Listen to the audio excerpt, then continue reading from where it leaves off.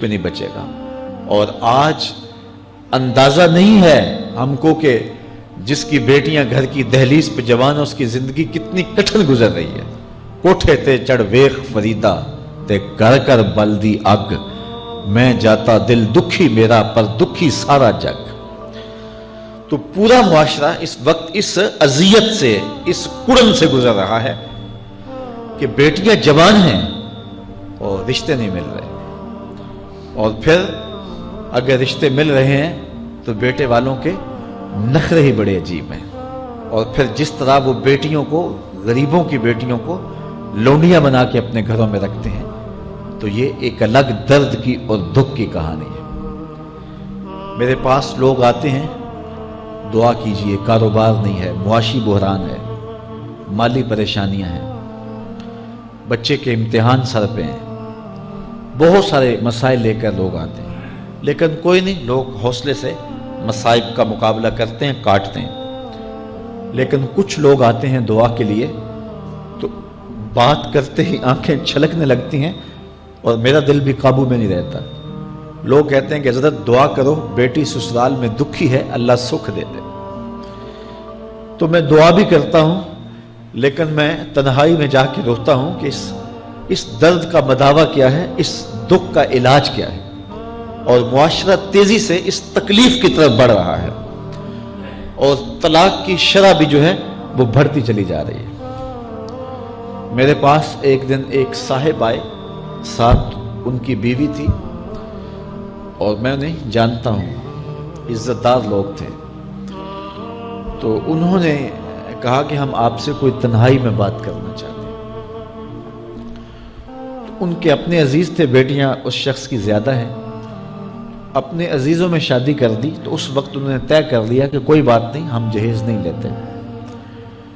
لیکن وہ باپ بلک بلک کے مجھے کہہ رہا تھا کہ کتنے دنوں سے میری بیٹی گھر آ کے بیٹھی ہوئی ہے، اور وہ کہتے ہیں کہ اتنی دیر واپس نہ آنا جب تک تیرا جہیز پورا نہیں ہو جائے گا۔ میں کہتا ہوں کتنا صفاق معاشرہ ہو گیا ہے اور کتنے کٹھن حالات ہو گئے ہیں۔ تو جب معاشرہ اس کیفیت میں چلے جائے تو پھر انارکی پھیلتی ہے اور معاشرے پھر قائم نہیں رہتے۔ تو کتنی باپ کی دہلیز پر بوڑھی ہونے والی بیٹیاں، ان کی سسکیاں، ان کی آہیں اور ان کی چیخیں اس معاشرے کو بے چین کی ہوئی ہیں۔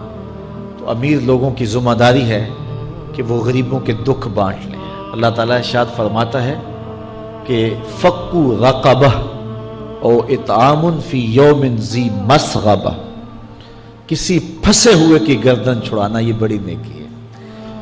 تو اس وقت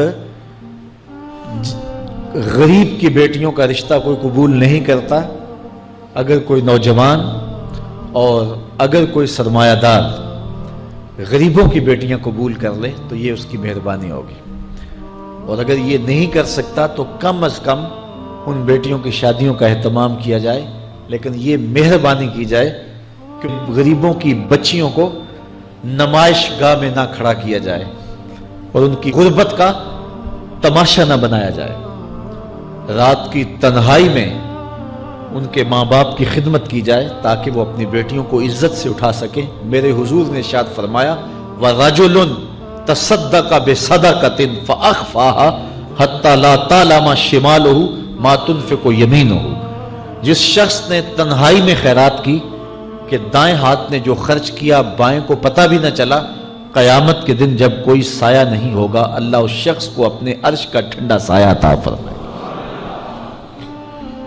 تو یہ جو اجتماعی شادیوں کا ماحول ہے، تو اگر اس کو ہم اس میں تبدیل کر لیں کہ غریبوں کی عزت نفس مجروح نہ ہونے پائے،